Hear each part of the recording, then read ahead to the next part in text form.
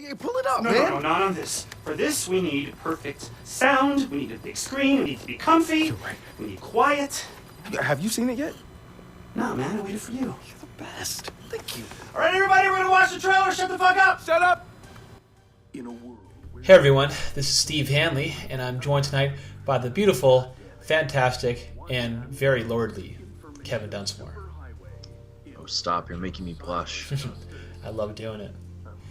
Kevin, Watch Dogs, it's a game with a little bit of a storied past. The game was announced, I believe, at E3 2012, and when it was announced, it kind of took the breath away of everyone at E3. It was a talk of the town. Everyone was hyped up on it. It seemed like the first true, at the time, next-gen game. Of course, this was before the PlayStation 4 and Xbox One had made their debut.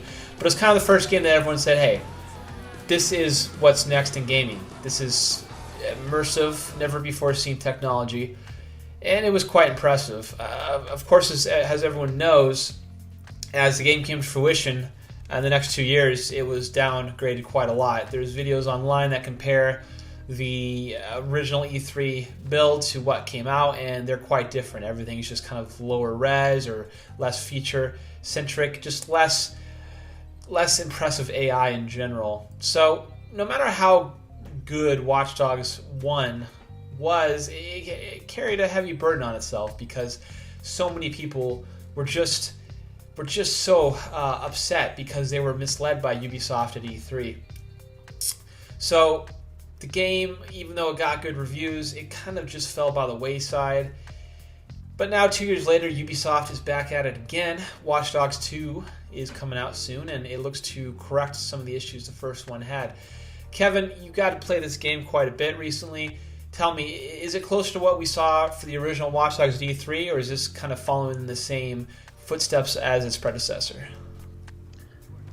Wow, that's a lot to process, but no, it's still not close to that original vision, and I don't think it's ever going to get to that original vision, at least not on PS4, Xbox One. On PC, they actually found the E3 code that they used to turn on all the features with mods. This game does look a lot better than what we saw in the original Watch Dogs, but I think that original E3 2012 gameplay hangs over the franchise's neck. Now, Watch Dogs, the first, took place in Chicago, which was a little bit of a departure for games that tend to take place in New York City or some sort of variation of LA. Watch Dogs 2 takes place in San Francisco, which has been seen a little bit more often, but considering that so many development studios are actually based in San Francisco, really, it's not been a city that's been well worn yet. Do you think that being based in San Francisco lends it a sort of uniqueness that makes the game worth trying? I think it does. A lot of people, when they think of San Francisco, they usually tend to think of the downtown area, the very city-centric area, but there's actually a lot of unique environmental areas. You know, you have the coast, you have the winding hills. It's a really good set. It's a really good setting, actually, compared to something like New York, which is a little bit more flat, a lot more buildings, a lot more streets.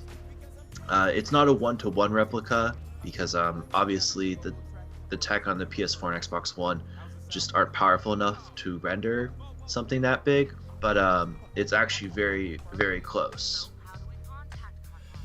So how many like true landmarks are there in the game? Do you actually see the ferry building? Do you see all the correct towers? And I was going to say Candlestick Park, but I guess that would be inaccurate if you saw that in the game. How close are we talking here? It's pretty close. There are certain monuments. Most of the stuff is royalty free because it would take a lot to license some of these areas. So examples like the Moscone Center aren't in there. Stanford University is, but it's been highly modified. It's not using the same sigil or anything, mostly because I'm sure Stanford did not want to approve of a potential place where firefights could take place in game. But it's it's pretty impressive what they've been able to do here. And the first game, of course, featured a character named Aiden, who was a hacker, sort of everyman sort of protagonist. He wasn't your typical swordfish type hacker or as Trump would say, fat guy type hacker. He was just your kind of everyman, had a family. This game has a completely different cast. You play as a character named Marcus now. How much different is the story compared to the first one? And do you like this cast of characters better? Well, there is one returning character, T-Bone, who's kind of I wouldn't say the most popular character of the first game, but he was up there, especially considering Aiden was kind of like Altair and didn't have a personality. I think this cast is a lot better. The story isn't revenge focused like the first one. The characters are actually a lot better. They each have their own distinct personalities. They play well off of each other. The acting, for the most part, is very good. Overall, the cast is much better. It's much more diverse, much more interesting to listen to. The cutscenes are really well done. It's a lot. It's a market improvement over the original game. One of the biggest complaints in the first Watch Dogs was that some people did not like the driving mechanics. They felt they were a little bit stilted, a little bit floaty. Have you noticed that the driving mechanics have been updated at all in Watch Dogs 2?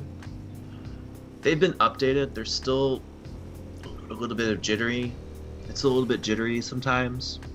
But overall, it's a lot better. I'm definitely not crashing as much as I would have in the original Watch Dogs. It's obviously not as good as something like a normal racing simulator or a racing game that's completely dedicated to racing, but overall it's pretty decent. I heard that Ubisoft Reflections got to go into the game and rework the drive mechanics who did Driver back in the day, and I always thought Driver controlled pretty well. I've never played Driver, so I'll have to take your word for that. So did you get to try any multiplayer, or did you mainly just hop around the single player? I did get to try a little bit of the multiplayer, yes. And what were your thoughts on that? If you enjoy the hide-and-seek mechanics of the first game or from the Assassin's Creed franchise, then you're going to like it. If you're not, then you're going to want to turn it off. It's like a thing about Watch Dogs 2 is that something that they really stressed was that once the world is fully populated with a bunch of players on the servers, they can be in your game. You can randomly run into them, and these events can randomly start. Obviously, at the event, there were only about 40 of us, so it didn't happen that often. But the times it did were kind of frequently annoying, especially as you were going from one objective to the next. Is there a way to turn it off if you're not into that mode? Yes, you can. You can take it offline. Okay. And now, how does Bounty Hunter work? Did you get to play Bounty Hunter? I unfortunately did not have time for Bounty Hunter. Okay. So in the single player game, do you have the same kind of Ubisoft sandbox type of experience like the first Watch Dogs, or are things a little bit different now? It's a little bit different. I think Ubisoft kind of understands that a lot of people are kind of getting tired of the traditional formula, especially since all of Ubisoft's titles kind of follow the same.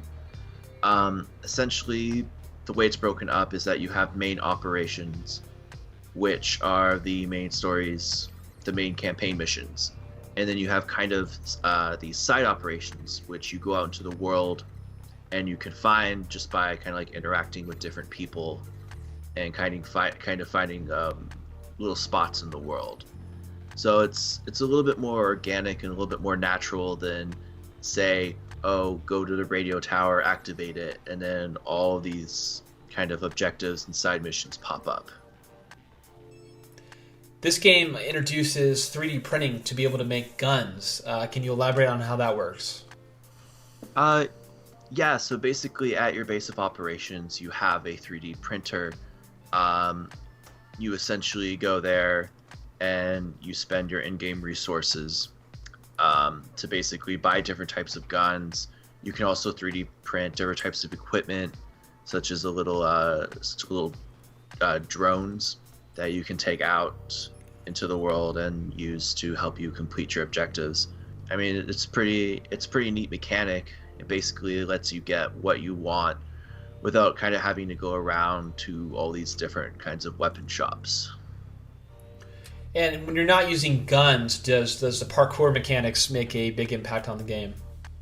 I wouldn't say so. The parkour is there to climb over things, but you're not going to be doing anything like Assassin's Creed. Parkour kind of felt like it was just there. It wasn't something that really changed the game like the way Assassin's Creed uses parkour. And did you get a chance to check out the character customization options? I did.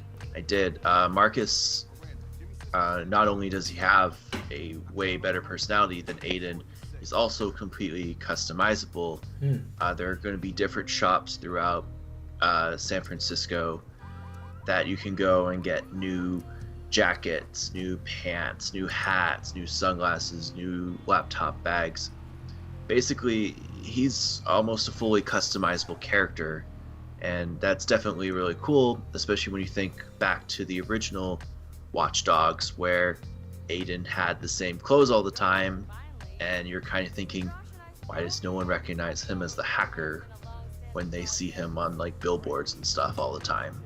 So I think it's definitely a lot cooler here. So now that you've gotten to play some Watch Dogs 2, based on your experience, do you think that the sequel is strong enough to have what it takes to turn this into a franchise? Would you like to see future Watch Dogs games, and do you think it's going to happen? I think Watch Dogs 2 does things right in the sense that they do improve a lot on what was wrong with the first game. There's still a lot of problems. The shooting mechanics aren't very good at all. Basically, the game almost kind of forces you into stealth because it's really the only viable option. Almost any enemy in the game can call reinforcements, and the shooting just can't hold up. The same with Melee. There were multiple times in the demo where Melee just wasn't working properly, and it just became frustrating.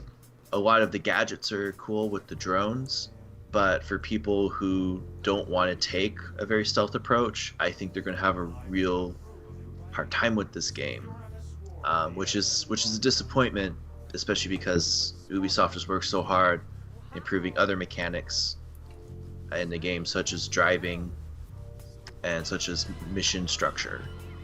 To have something such as gunplay kind of feel tacked on. As for it creating a franchise, I think it's possible that it can. I think it kind of still has the problem of, well, we had this amazing Watch Dogs demo back in 2012, and people were let down by it. The final product just didn't match what was being shown.